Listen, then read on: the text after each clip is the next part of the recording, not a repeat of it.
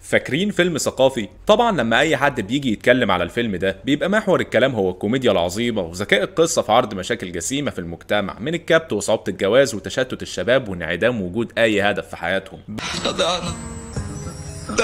بس مش ده اللي انا عايز اكلمك عليه. الفيديو ده مش زي ما انت فاكره خالص. يعني ايه؟ لو عايز تشوف نظرة محترمة عن الجانب الاجتماعي والنقدي للفيلم تقدر بعد ما تخلص الفيديو ده تروح تشوف فيديو خالد نبيل، هيعجبك. بس كل المواضيع والمشاكل اللي الفيلم بيطرحها انا مش محتاج افكرك بيها، الواقع قسوته ما اتغيرتش كتير ومش مخلياك تنسى المشاكل دي من الاساس. انا هنا عايز اخدك في رحلة حلوة للماضي والاشتياق، افكرك وافصص معاك حاجة تانية خالص. عايز افكرك بحياة كنا عايشينها في ماضي ليس ببعيد وكانت مختلفة كل الاختلاف عن اللي احنا عايشينه دلوقتي، واخدك في تفاصيلها وذكرياتها. فيلم ثقافي هو اكتر عمل شاهد على مرحلة أوسع وأكبر بكتير، حقبة شكلت لقطاع عريض من اللي بيشوفوني طفولتهم أو مراهقتهم أو كمان شبابهم. بتكلم على حقبة الفيديو فيلم في مصر والعالم العربي. الفيديو الذكي لكي تطل على المستقبل. بما ان العالم بتاعنا دلوقتي مليء بالتكنولوجيا اللي خلتك ماشي تتكعبل في المحتوى، اي محتوى من اي نوع هتلاقيه في جيبك وزرار واحد بس يفصلك عنه. ده سهل يخلينا ننسى ان الامور ما كانتش طول عمرها بالشكل ده ولا بالسهوله دي على الاطلاق. سهل قوي يكون كل التقدم ده نسانا كنا عايشين ازاي زمان وينسينا تفاصيل حقبه الفيديو فيلم. لو دي مرحله انت ما عشتهاش انصحك تشوف الفيديو للاخر وتعيش معانا ايام الكحرطه، صدقني تفاصيلها مثيره وهتتبسط. في سباق الفيديو العالمي سوني يتفوق مرة أخرى بأحدث تكنولوجيا بيتماكس. زي ما قلت عشان نتكلم عن الحقبة دي لازم نستخدم أكبر شاهد على تفاصيلها. الثلاث شباب دول في رحلة من نوع خاص، عايزين يشوفوا فيلم من اللي بالك فيه. انا جاي للصاحي دلوقتي. لو دلوقتي كل اللي عليك تروح لموقع تكتب فيه كل انحرافاتك في محرك بحث وتمام انت كده وصلت بالسلامة، خلينا افكرك وقتها كان لازم تعمل ايه. وقتها وفي الحقبة دي عشان تشوف فيلم من النوع ده محتاج 4 حاجات، 4 طلبات أساسية ما يقلوش واحد: الشريط، الفيديو، التلفزيون، المكان. انا عندي فيلم، وانا عندي الفيديو، وانا عندي المكان. تبان طلبات بسيطة دلوقتي، لكن استعد عشان هاخدك في رحلة عبر الزمن تفكرك ليه ما كانتش بسيطة خالص. عارف تجميع العربيه يا اخ عره؟ احنا من صباحيه ربنا بقى بنجمع في الفيلم النحس ده. هذا المستطيل الغامض قبل ما يبقى مصيره البدرومات ودواليب وأوض الكراكيب في ملايين البيوت، اللي انت شايفه ده كان الكل في الكل، كان يجمع أسرة بكل أفرادها وأحيانا بجيرانهم كمان، يلاقوا نفسهم في يوم جمعة قدامهم اللب والسوداني وقاعدين يتفرجوا كلهم على شريط فيديو عليه مسرحية ألاباندا ولا الزعيم. كان يجمع شباب بعد يوم شغل طويل على عشوة حلوة في بيت واحد صاحبهم، يحطوا الشريط ويشوفوا فيلم لبروسلي ولا جاكي شان. وبص كده الحركة الجاية دي نسجل عليه كل لحظاتنا، الافراح، اعياد الميلاد، حتى المصيف. كان عليه كرتون للاطفال في المدارس والمكاتب العامه، ندوات ثقافيه وكمان دينيه للي عايز. بيعرضوا فيها افلام عن الاطفال والصحه والبيئه. شريط الفيديو كان المستطيل الذهبي في حياه المصريين لاكتر من 20 سنه. ولو هنتكلم على شريط الفيديو يبقى لازم نتكلم على اعلانات شرايط الفيديو اللي كان بيبقى وجودها اهم من الفيلم نفسه. اللي منور بيتنا ده ايه يا عم الصوت ده؟ الفيروز طب والنابلسي جديد. وبالمستطيل ده تبدا رحله الثلاث شباب بتوعنا لما يسمعوا طراطيش كلام كده ان في شريط عليه فيلم ثقافي وقع في ايد حد معرفه. الواد سامر رزل معاه فيلم ثقافي من امبارح وهيتصل بينا هنا دلوقتي، ويروحوا ياخدوا اول خطوه في ال4 خطوات ان هم يجيبوا الشريط. الرحله اللي كانت اصعب من المتوقع بكتير. اوكي قبل ما تاخد الشريط قوم قول على اصل وصل امانه عشان شريط فيديو. ايه اللي خلى شريط زي ده بالذات يبقى الوصول ليه بالصعوبه والندره دي؟ لا، الإجابة أطول من اللي أنت لسه قايلها لنفسك. عشان نجاوب على سؤال ليه الوصول للشريط ده كان صعب لازم نفتكر كلنا كنا بنجيب منين شرايط الفيديو العادية بشكل عام. نادي الفيديو لجيل نتفليكس وشاهد وكل اللي ما حضرش نوادي الفيديو وما يعرفش أنا بقول إيه أساسا. هات لي حاجة من جنب شريط الفيديو ده، قال لي يعني إيه شريط فيديو؟ فجات لي صعقة كده. عايزك تتخيل لو نتفليكس بقت محل، حرفيا محل النتفليكس اللي فيه مئات من الشرايط على الارفف وجوه الادراج، وكان عنده كل اللي يجي على بالك، افلام، مسرحيات، وكمان مسلسلات عربي، انجليزي، وحتى هندي. هو ده بقى نادي الفيديو. خروجه المحببه الى قلبي جدا ان انا اخش نادي فيديو. عمر الصراحه لغايه دلوقتي ما حسيت بالمتعه دي وطعم المتعه دي حتى يومنا هذا. نظامه كان بالايجار، بتروح تاجر الشريط عدد معين من الايام بايجار يتراوح من 2 جنيه ل 5 جنيه على حسب الشريط يعني، وبترجعه لنادي الفيديو في ميعادك والا بيحطوا عليك غرامه دمها تقيل بضعف ثمن الايجار نفسه، فصحصح ورجع الشريط في وقته عشان ما نزعلش من بعض. لو الفيلم مشهور جدا وعليه سحب قوي ممكن اصلا النادي يأجر لك بالساعه زي اللي حصل في فيلم الليمبي. الليمبي يوم ما نزل نوادي الفيديو كانت لا تنام من الطلب عليه، ومن كتر الطلب ده الفيلم ما كانش ينفع يبات مع زبون واحد، ده خلى معظم نوادي الفيديو تأجره بالساعه واخرك 3 ساعات. مفيش منطقه واحده في البلد ما كانش فيها نادي فيديو واحد على الاقل، لانه من منتصف الثمانينات لحد اخر يوم في التسعينات كان مشروع الشباب الاول. اي شاب صغير وقتها كان عايز يفتح مشروع تاكد انه بنسبه لا يستهان بها هيبقى نادي فيديو. ده ايه ده المشروع يا سياده رجل الاعمال؟ نادي فيديو. نادي الفيديو كان محل عادي بس اتسمى نادي لان كان بيطلع له اشتراك سنوي وليه كارنيه كمان، كان بيميزك عن عامه الشعب اللي معهمش الكارنيه ده. بتاخد ايجار ارخص، مده تاجير اطول، عدد افلام بايجار مجاني في الشهر، وكمان الافلام الجديده واللي عليها ضغط بتطلع لك انت الاول. وكان في نادي فيديو الهلالي في السيده زينب، ده كان اكبر نادي فيديو في السيده زينب كلها، بس ده كان مش اي حد في الدنيا ينفع يشترك فيه، ده معرفش كان عاوز 50 جنيه ولا ايه اشتراك. وده يخلينا افتكر الواد الرخم اللي كان معاه اشتراك نادي الفيديو بتاع شارعنا وبيظبط الراجل اللي شغال هناك، وكان دايما بياخد صعيدي في الجامعه الامريكيه يوم الجمعه ومش مخلي حد تاني يلحق يشوف وانا مش ناسي ميتين. فمحل النتفليكس اللي هو نادي الفيديو يعني كان المصدر الرئيسي لتوزيع شرايط الفيديو في الجمهوريه. نوادي الفيديو كانت مؤثره جدا في التوزيع السينمائي لدرجه ان من نادي فيديو في الدقي السبكي فيديو فيلم ابتدت رحله عيله السبكي في الانتاج السينمائي اللي مستمره لحد النهارده. نوادي الفيديو كانت اهم مصدر للمحتوى المرئي ايوه، ولكن الدنيا ما كانتش سايبه. ده خلينا نرجع للسؤال لو الكلام الكتير نساك، ازاي الوصول للشريط اياه كان صعب لدرجه ان حد ممكن يمضي على نفسه وصل امان عشان يشوفه. عشان تضمن ان النادي يبقى ماشي قانوني ومفيش اي مخالفات كان في رقابه دايما من جهه معينه، المصنفات الفنية. مباحث المصنفات في وزارة الداخلية وقتها وعلى مدار عمل نوادي الفيديو في مصر كانت ما بتهزرش، حملات تفتيش دورية ما بتعديش الهوا. واللي خلى الرقابة صارمة بالشكل ده ان المخالفات في نوادي الفيديو كانت اكتر من خيالك، ولو اتثابت كانت الدنيا هتبوظ. افلام متسربة، افلام ما عدتش على الرقابة، نسخ افلام وبيعها من تحت لتحت. دي افلام فيديو بعيدة عن شنب الرقابة. نوادي بتأجر شرايط هي لا تمتلكها اصلا بس نسختها من نوادي تانية، حاجة كده عاملة زي ايجي بيست بس في زمن الفيديو. شرايط بتبقى مسروقة على فكرة. المخالفات وصلت لان افراح الفنانين الشخصيه كانت بتتسرب على شرايط فيديو، وطبعا من ضمن المخالفات اللي المصنفات كانت بتدور عليها الافلام الثقافيه. الشريط ده احنا كنا صادرناه، ازاي لف وارجع لكم؟ ده خلى في اخر فتره نوادي كتير جدا تقفل واصحابها يتحطوا في موقف قانوني واجتماعي محرج جدا. ده غير ان طبعا حتى لو المصنفات ما قفشتكش ده كان بيسوق سمعه المحل بتاعك بشكل كبير ومحدش كان عايز كده. في الكات فيرجن وفي الانكات فيرجن، الانكات فيرجن ديت ما بتجيش من نوادي فيديو او مش من نوادي فيديو محترمه يعني. طب دي نوادي الفيديو ليه الشباب نفسها بقى ما كانتش بتنسخ الشرايط دي بعيد عن نادي الفيديو وتديها لبعض؟ اولا لان النسخ بيحتاج فيديوهين والشباب دايخ على فيديو واحد. ما شاء الله حضرتك عندك فيديوهين.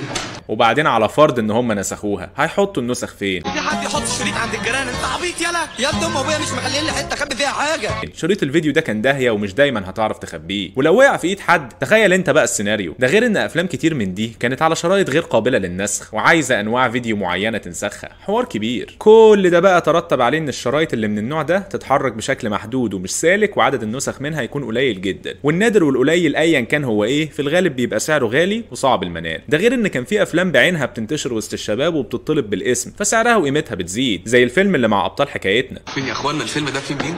مين؟ سلمى حايك. سلمى حايك بالمناسبه ما كانتش ممثله افلام اباحيه، دي كانت ممثله مكسيكيه امريكيه مشهوره من اصل لبناني للي ما يعرفهاش، ولكن اختيار اسمها كان حركه حرفنه من الكاتب والمخرج محمد امين عشان يدي ايحاء معين. محمد امين اللي كان مركز جدا على الاسامي في الفيلم كعنصر اساسي للكوميديا والايحاءات والاسقاطات. برايز حماده العرة، انا الشنكوتي عزت. ودلوقتي تمام مضينا اخدنا الشريط يلا وادي الشريط. الموضوع كله ابتدى من الراجل ده جمال الليثي، كان من ضمن تنظيم الضباط الاحرار، وفي عهد الرئيس عبد الناصر كان متولي اداره شركه القاهره للسينما المملوكه للدوله، واللي انتجت مكتبه ضخمه من اهم كلاسيكيات السينما المصريه. ده قبل ما يروح ويعمل شركته اللي هتغير كل حاجه، جمال الليثي فيلم. في السبعينات في دوله الكويت شاف جمال الليثي جهاز عامل زي آلة الزمن، تقدر تشوف الافلام وقت ما تحب، تقدر تتحكم تحكم كلي في الفيلم، توقفه وترجعه وتقدمه. والكلام ده في زمن كان التلفزيون عليه 3 قنوات بيقفلوا الساعه 9 بالليل. ده يخلي جهاز الفيديو يبقى حاجه كده جايه من المستقبل البعيد، والراجل حياته كلها انتاج وتوزيع افلام. عين جمال الليثي لمعت واللمبه نورت. طب ما نجيبه مصر ده. شاف جمال الليثي في جهاز الفيديو اللي محدش غيره من جيله شافه، محدش فكر وقتها ان جهاز الفيديو ده هيبقى له اي سوق في مصر مهما كان ثوري. ممكن يكون الموضوع بالنسبه لك بديهي دلوقتي ان اكيد الناس كانت هتحبه، يعني ليه لا؟ تكنولوجيا بالحجم ده اكيد الناس هتنقض عليها. احب اقول لك ان الحسابات كانت مختلفه تماما، والموضوع ما كانش بالوضوح ده. عشان تستخدم جهاز الفيديو محتاج يكون عندك تلفزيون، ومش اي تلفزيون، تلفزيون جديد بيركب عليه وصلة الفيديو ونفس نظام التشغيل. هو التلفزيون ده من النوع القديم؟ وقتها التلفزيون ما كانش جهاز في كل البيوت ولا حتى معظمها. قبل الانفتاح الاقتصادي كان ممكن عمارة سكنية بحالها يبقى فيها تلفزيون واحد بس. كانت ظاهرة مشهورة جدا ان الجيران تتجمع في شقة واحد من جيرانهم في وقت معين في الاسبوع او اليوم عشان يشوفوا برنامج او مسلسل على التلفزيون، واللمة دي بالمناسبة ياما جمعت عائلات وفتحت بيوت على بعض. عدم انتشار التلفزيون وقتها كان لارتفاع سعره وصعوبة نقله، وانه رفاهية كانت لسه بتدخل بيوت المصريين بالتدريج. تاني حاجة بقى ان حتى لو عندك تلفزيون جهاز الفيديو نفسه غالي جدا بره، وبعد الجمارك ومصاريف الاستيراد هيبقى اغلى كمان في مصر. مين معاه يجيب جهاز اقل سعر ليه معدي ال 2000 جنيه في السبعينات؟ لكن ده ما وقفش جمال الليثي، لانه راهن على الفيديو بشكل مستميت ايمانا منه بحب المصريين للافلام والمحتوى المرئي، وانه مع الوقت كل الصعب هيبقى سهل. ومعلش احرق الاحداث، كان عنده حق. استغل جمال الليثي ان محدش شاف العظمه اللي هو شافها في جهاز الفيديو، وراح يلف على المنتجين عشان يدوله حاجه هو اخترعها وما كانش ليها وجود قبله: حقوق توزيع الفيديو فيلم. طبعا عشان شافوه مجنون وعامل زي اللي بيشتري الترماي ولا العتبه الخضراء، عرف ياخد حقوق معظم مكاتب الافلام من شركات الانتاج بسعر زهيد. وبعد محاولات استمرت عدد من السنين انه يخلي الفيديو ينتشر، وبعد ما اخد حقوق تجميع الجهاز في مصر عشان سعره يبقى اقل، لسه غالي بس اقل، ده ساعد شويه في الانتشار. بس اللي ساعد بحقه حقيقي كان ظاهره اجتماعيه مختلفه خالص: العائدون من الخليج. الظاهرة اللي ابتدت في منتصف السبعينات مع التدفق الضخم من العمالة المصرية لدول الخليج خلت جهاز الفيديو يبقى ليه طريق موازي لدخول مصر. ده طبعا بسبب توافر الجهاز بسعر ارخص وماركات اكتر، وكمان اكيد لان المصريين المقيمين في الخليج كان عندهم قوة شرائية اعلى. جهاز الفيديو كان شيء شبه اساسي في شنطة العائد من الخليج، اجازة او نهائي. كان ممكن المسافر الواحد يرجع مسرب له جهازين 3 وسط اللبس والبطاطين، واحد ليه و2 للحبايب. لعلمك الفيديو ده احدث حاجة فيه بلوسي كام. لو دلوقتي وانت راجع من السفر الجمارك بتسألك معاك ايفون، النسخة الثمانيناتي والتسعيناتي من السؤال ده كانت معاك جهاز فيديو؟ على مدار 2-3 كان الفيديو دخل ملايين البيوت المصرية، وابتدى كمان حتى يبقى من طلبات العروسة في الجواز. انتشر انتشار غير مسبوق. طبعا جمال الليثي كان عمل مكاسب خزعبلية على ما المنتجين فاقت وابتدوا يقولوا له انت ضحكت علينا، ويحاولوا كمان يرفعوا عليه قواضي عشان ياخدوا نسبة اعلى من اللي مضوا عليها. متأخرين يا معلمين. هو احنا كنا بنقول ايه؟ ال3 شباب دلوقتي معاهم الشريط وعايزين الفيديو. ايه المشكلة بقى في الفيديو؟ ما هم مرطرط في مصر اهو الفيديو اهو. برضه مصمم عزيزي تفتكرها سهله. الجهاز كان مرطرط وموجود، بس ما حدش قال انه رخيص. الجهاز كان اقل سعر ليه 1000 جنيه. احنا لازم نشترك ونحوش ونجيب فيديو بدل البهدله اللي احنا فيها دي. ده لو لقيته بالسعر ده يبقى لقطه. 1000 جنيه ده كان مبلغ ضخم لمجموعه شباب من الطلبه وحديث التخرج. متوسط المرتبات ايامها كان اصلا اقل من 1000 جنيه في الشهر. واقول لك على حاجه بقى، انت اولى بال1000 جنيه. فاي شاب عازب او طالب او في مقتبل حياته كان صعب جدا يفكر يجيب جهاز فيديو. ده غير ان حتى لو جبت الجهاز كان مشاكله كتير، وبعد لما تجيبه كان برضه ممكن يكلفك. تعالى كده فكرك بايام الشقه لما كان الفيديو ما يشتغلش لو اتنططت لحد ما تجيب حته ناشفه وتمسح الهيد، او تحط شريط مسح هيد. امال هنشوف شريط مسح هيد؟ ده الهيد. او كل ما تحط فيه شريط يقوم مرجعهولك كانه ملوش نفس النهارده. ولا لما كان الشريط اللي انت مأجره يتحشر في الفيديو وتضطر تدفع الغرامه غصب عنك على ما تصلحه. او الكبيره بقى لو كان الشريط سف واتقطع وانت بتخرجه وتضطر تدفع غرامه مبلغ وقدره. ده غير ان الراجل ممكن ما يأجرلكش تاني. كل ده خلى امتلاك جهاز فيديو لشاب في مقتبل حياته ما يبقاش اولويه قوي ان كان اصلا في الحسابات. لو موجود في البيت تمام، لو مش موجود مش هروح اجيبه. طب ليه ما عرفوش حتى يستلفوه بسهوله؟ استلاف الفيديو كان فيه مشاكل كتيره جدا. اول حاجه محدش هيعوز يسلفك جهاز غالي جدا بالمنظر ده. لو بوظته او ضيعته مين هيدفع الفلوس دي؟ ايوه استنى على حسابك، انت اللي خربته. تاني حاجه البتاع ده كان حجمه داهيه، لو خدته من ورا اي حد في البيت هتتقفش مجرد ما يبص على الترابيزه. ده مش تليفون هتحطه في جيبك. بس الشباب اتصرفت وبقى في ايدها فيديو. بس جهاز الفيديو لوحده هو اكتر جهاز عديم الفايده في الحياه. عشان كل امكانياته الاسطوريه تطلع لازم تركبه في تلفزيون. لو لاحظت ان معظم ذكرياتنا حوالين جهاز الفيديو فيها لمة عيلة، لمة صحاب، لمة جيران، كان دايما في مجموعة عشان تتفرج على الفيديو، لانه بيكون محطوط في مكان التلفزيون، مكان محدد في البيت. في حاجة لن يفهمها جيل الايباد. استنى، رغم اني بكره الافيه ده وعارف انه ادم، بس هنا بالمعنى الحرفي لن يفهمها جيل الايباد اللي كبر لقى في ايده شاشات بكل الاحجام ممكن ياخدها في اي مكان حتى الحمام. صعب يتخيل معاناة التلفزيونات بتاعت زمان. تلفزيون 20 بوصة ومالتي سيستم، بخلاف اسعاره اللي كانت توصل لضعف ثمن جهاز الفيديو، عايزك تبص على التلفزيون ده واللي ماسكه شايله ازاي. ده كان من اصغر الاحجام. تلفزيونات البيت كان ممكن يوصل وزنها لاكتر من 50 كيلو على حسب حجمه. نقله من المحل للبيت كان بيبقى حوار، ونقله جوه البيت كان بيحتاج 2 يشيلوا قصاد بعض، وكمان محتاج ترابيزه بتاعته عشان تستحمل وزنه، وكمان تحط فيها جهاز الفيديو وشرايطه، مش التلفزيون الورقه اللي احنا دلوقتي بنشيله ونرزعه على اي ترابيزه عريضه وخلصت. كل العوامل دي خلت الموضوع يبقى منطقي اكتر لو اتفرجنا على الفيديو في مجموعه مع بعض. هنوفر حاجات كتير قوي. على سبيل المثال اننا مش هنشغل التلفزيون وبرامجه اللي بتيجي الصبح لو حد يعني عايز يتفرج عليه. أعزائنا المشاهدين صباح الخير، نحييكم ونستعرض معكم بعض برامجنا وفقرتنا اليوم إن شاء الله على شاشة القناة الأولى. لأن افتكر ده جهاز واحد للبيت كله، لو حد من العيلة أو الجيران ما عندوش تلفزيون أو فيديو للأسباب الكتيرة اللي ذكرناها ممكن يضم علينا ونتفرج كلنا، وكمان احنا مأجرين شريط فيديو مدة محدودة أو فيلم عليه طلب وما صدقنا لقيناه متاح، فالحل الأمثل عشان كله يلحق يستخدمه ونستفيد بيه إننا نتفرج مع بعض. التلفزيون والفيديو كانوا ملازمين بعض لدرجة إن هم عملوا تلفزيون وفيديو منه فيه. تلفزيون وفيديو فيه الناس حاسدني عليه، قلت ترى عملها وما يهموش. من الاخر ان الفيديو مربوط ربط لا غنى عنه بالتلفزيون، ده خلانا نشطر فيه جماعي اكتر منه فردي بكتير. فدلوقتي مفهوم اني اقول لك انه ما كانش ينفع تحرك الفيديو لاوضتك عشان تشوف فيلم من دول بعد كده ترجعه تاني، لان ده معناه ان انت كمان محتاج تحرك التلفزيون نفسه. بص كده على المنظر ده وهتعرف ليه ده مش حل عملي ومشاكله كتير. عشان كده انت محتاج ان المكان اللي التلفزيون محطوط فيه يبقى فاضي وما تحتاجش لا تنقل ولا تحرك حاجه. ده ينقلنا لاكتر نقطه شديدة الغرابه على عالمنا الحالي، المكان. المهم هنشوفه فين؟ يعني ايه تعوز مكان مخصوص عشان تشوف فيلم ايا كان الفيلم ده ايه؟ يعني ايه محتاج شقه فاضيه عشان تشغل شريط فيديو؟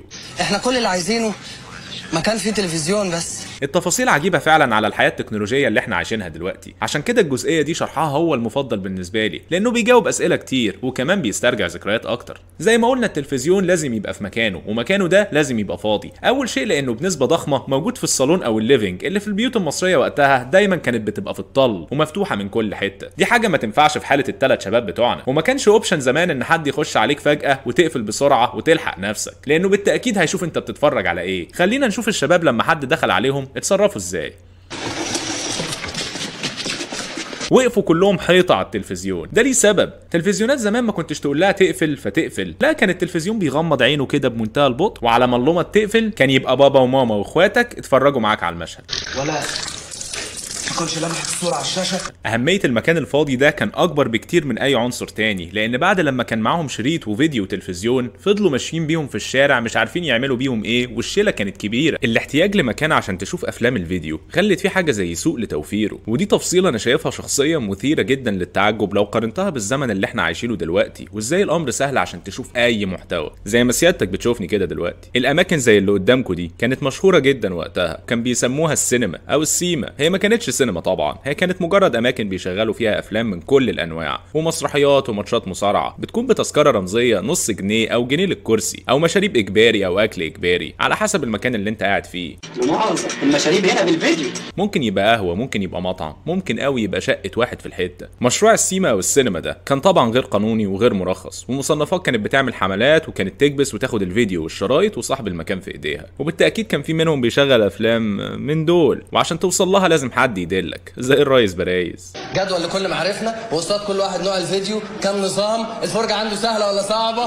الكلام ده كله رغم انه يبان ماضي بعيد كان من حوالي 20 ل 25 سنه، مش 50 ولا 60، ده قريب جدا. ولو انت بتتفرج على قناتي في احتمال كبير تبقى عشت كل التفاصيل دي بنفسك. التكنولوجيا اتطورت مش بس في حجم التطور، ده في وقت قصير جدا وبشكل مرعب، وبوصول ابطالنا لكل اركان المعادله الصعبه: الشريط، الفيديو، التلفزيون، المكان. دلوقتي انتهت رحلتنا معاهم وهنسيبهم يشوفوا الفيلم، او قصدي جلسه مجلس الشعب. احنا هو في حد اصلا يسجل مجلس الشعب؟ ده ايه البشر دي؟ 3 شباب في رحله غير تقليديه، عرفوا يورونا حاجات كتير، من رسائل اجتماعيه قاسيه وفي غايه الذكاء في عرضها لكوميديا ودم خفيف حقيقي معلوش خلاف. قول له انه بحبه لله في لله. لكن فوق كل ده ورونا كنا عايشين ازاي، وحياتنا ازاي كانت مختلفة وبشكل يخض عن اللي عايشينه دلوقتي. ده يخلي الفيلم وبدون نقاش واحد من اهم علامات السينما المصرية، وكل ما قدم بيحلو. خدناكم الرحلة مفصلة عن حقبة شكلت المحتوى المرئي وتطويره وانتشاره على مدار اكتر من 20 سنة. افتكرنا كمان مرحلة جمعت الاهل والصحاب والجيران على فيلم حلو واكلة حلوة. زمن كان البيوت فيه مفتوحة على بعض وكلنا بنشارك اللي حوالينا لحظاتنا الحلوة. كان زمن مختلف مع انه مش بعيد. اتمنى تكون اتبسطت، اتمنى تكون ابتسمت. لو عجبك المحتوى ما تنساش تشترك في القناة، ده بيكون اكبر دعم لينا. الذكريات جاية كتير واللي جاي احلى. اراكم على خير.